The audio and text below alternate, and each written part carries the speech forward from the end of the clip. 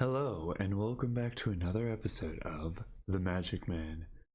Today, we'll be looking at a deck upgrade. Let's get started.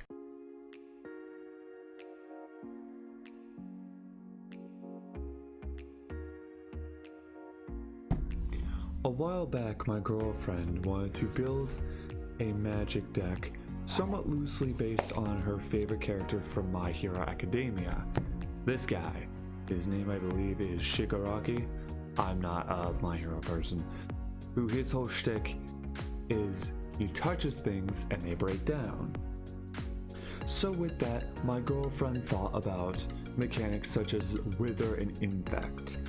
And so she decided her commander was Hapatra, the Zero Poisons. Whenever you put a -1/-1 counter on something, you get a 1/1 sneak with Death Touch.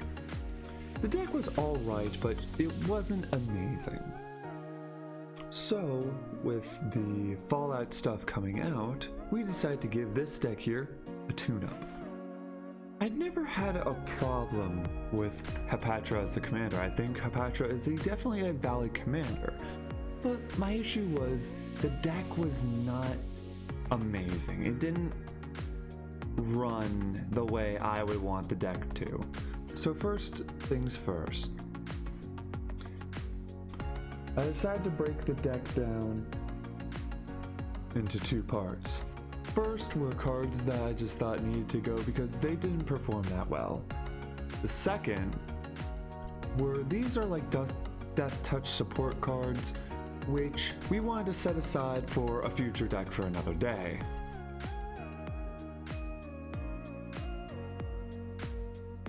Now, alas, Hapatra, for where we're going, you are no longer required. So, I'm sorry, my dear. So first off, we replaced Hapatra with one of the new Fallout commanders, the commander being Agent Frank Horrigan. Frank is an 8/6 body for 7 with Trample, who, as long as he attacks, is indestructible, and whenever he attacks or enters the battlefield, you proliferate twice. The moment I saw this, I'm like, this will be an absolutely amazing Infect commander. So, after I nixed all of the cards that were just not good or just Death Touch support, we filled this deck with all of very good Infect and Toxic support that I could think of and find. After I was finished replacing the Death Touch support and putting Toxic and Infect support in here, I decided to do a couple runs of playtesting before taking it out to the range. And it was performing quite well. It was amazing. There was at least one game where this deck was able to pull off a win with only 3 mana the entire game, which I thought pretty good. Not what I'm going for, but pretty good. And all the other rounds, like, this deck did pretty alright.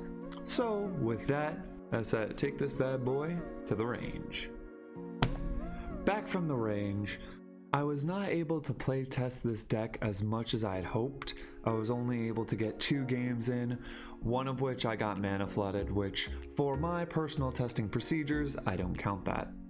But in the first game, there were 2 cards that really stood out to this deck to me, which were Necrogen Communion and Phyresis Outbreak.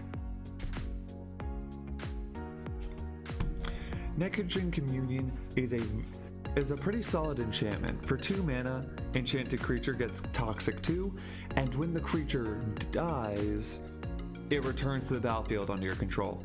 This was a very solid enchantment on Frank, because he has Trample, so if he deals damage, 2 poison, and it left my opponents in a tough position because if they killed him, he would immediately come back on the field, so his Proliferate ability would trigger. This was a great card to slap on him, the main reason I threw this in here was for that first ability of gaining Toxic 2, because there are just other cards in this deck that just give a creature Infect, which is what I'm going for with Frank, considering he's an 8/6 body. and 10 poison counters, you die. So I thought that was a very good ad that played off much better than I expected. The other great card was Phyresis Outbreak. I think in general this card is pretty solid. For 3 mana, each opponent gets a poison counter, then each creature your opponents control get -X until end of turn, where X is the amount of poison counters that player has. This actually saved me in the first game. At one point, basically everyone's graveyards came back to the battlefield. I had Frank and 3 other creatures. One of my opponents who had 8 poison counters, he was basically dead and had no board. My other opponent had only 6 poison counters and had over 9 different dinosaurs. And I was worried about his setup. And then I drew this. And I was like, oh, I have this now. Because I play this, both of them get a poison counter, so he would be at 7, he would be at 9. So all the dinosaurs would get -7, which was great because the biggest one was the 6/6. So that means his board would be gone. And my other opponent over here, I didn't really care about because Frank swinging would just kill him. So after I played this, that was game, because Frank and my board just swung at the one opponent with 6 counters, and again, Frank's proliferate just absolutely destroyed. All in all, this deck, I'm very pleased with how it turned out, considering this has not been like other decks I've built in the past, where most of the time, like, I will go online and like find resources to see what cards work. This one was all just, as I like to call it, pen and paper. So like I did the mana ratio by hand. I just went off of cards that I knew / cards I owned. And all in all, I think this is a fairly solid deck. It is a deck that you would want to play more aggressive, just because for poison, you want to start getting that ball rolling as soon as possible. Because if your opponents don't have any poison counters on them, Frank is not going to be that effective.